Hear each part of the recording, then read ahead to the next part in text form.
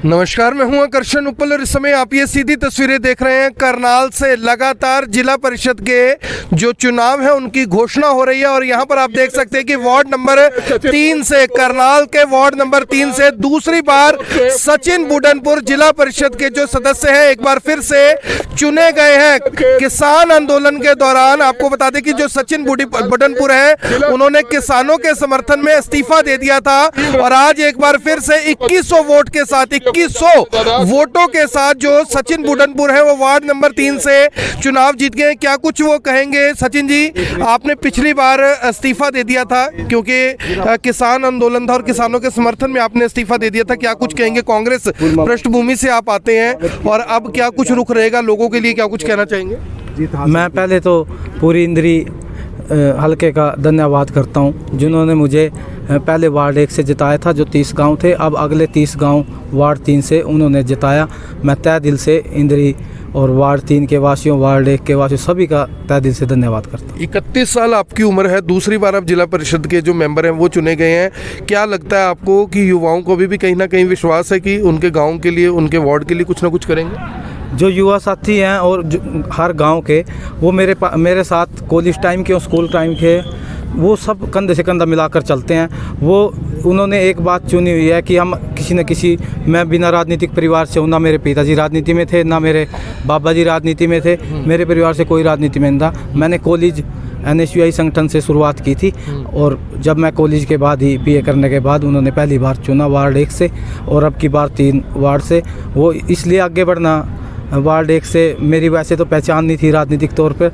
अब जो इंद्री हल्के के अंदर 60 गांव कवर किए हैं, वो देन इंद्री हल्के के युवा साथियों, बुजुर्गों की। 2-3 बार इंद्री हल्का बोल दिया, अगली बार इंद्री हल्के से विधानसभा का चुनाव तो नहीं लड़ना। जैसे मेरे साथी कहेंगे तो मैं वैसे आगे। मुख्य प्राथमिकता क्या रहेगी? काम, विकास कार्य किस प्रकार से? विकास कार्य की जो जिला परिषद के काम होते हैं, गली नाली चौपाल के, उससे मैं कभी भी पीछे नहीं हटता। जो भी मेरे से कोई साथी काम की बात किसी टाइम भी क्या दिलाता है, मैं उसके लिए तैयार। तो आपने भी दौरा किया कुछ? हमारे साथ मंजीत हैं, उनसे भी एक बार बात कर लेते हैं। किसान आंदोलन में काफ़ी ज़्यादा सक्रिय रहे थे मंजीत जी।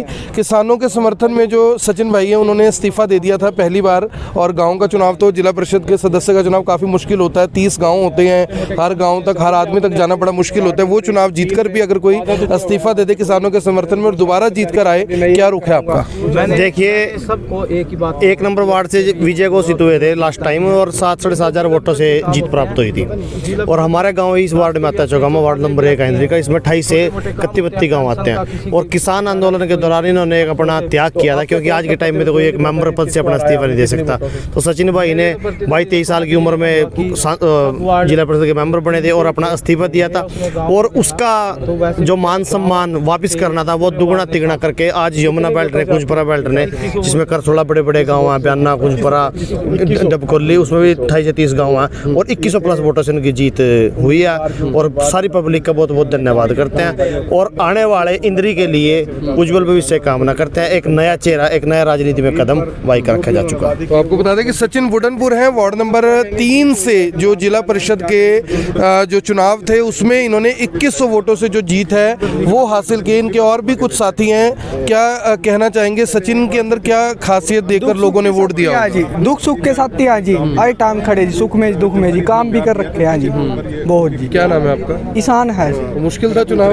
हाँ जी, बहुत मुश्किल था जी। इस बार बड़े बड़े नेता थे जी। बड़े बड़े नेता थे। हाँ जी। तो अब 2100 वोट से जीते हैं? हाँ जी।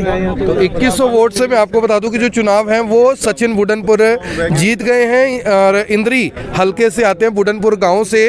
और सचिन बुडनपुर में आपको बता दूं कि दूसरी बार जिला परिषद के जो सदस्य हैं वो निर्वाचित हुए हैं।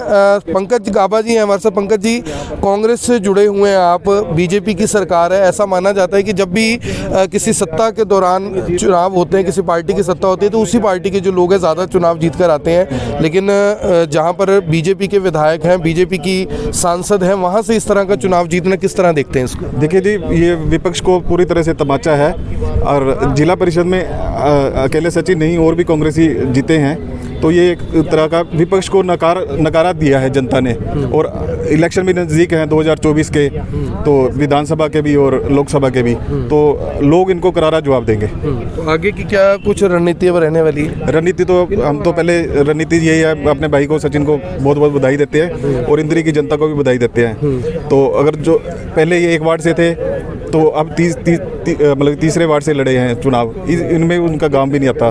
तो इंद्री की जनता ने अगर इतना प्यार दिया है तो ऑलमोस्ट ये 70% एरिया कवर कर चुके हैं। तो अगर भगवान ने चाहा तो हम विधानसभा का भी 2024 में अगर इंद्री की जनता ने चाहा तो वो भी चुनाव लड़ेंगे। तो 2024 का भी कहीं ना कहीं जो ऐलान है वो करते हुए नजर आ रहे हैं। योगेश है हमारे साथ। योगेश जी, आपके पास अक्सर आते रहते हैं सचिन भाई, इनकी नेचर भी कुछ ऐसी है कि लोगों के काम हो, किस तरह से लोगों की पेंशन बने, लोगों की गलियों का काम हो। हालांकि सदस्य नहीं भी थे, इस्तीफा दे दिया था। किस तरह देखते दूसरी बार अलग वार्ड अलग गांव फिर भी चुनाव जीत कर आए?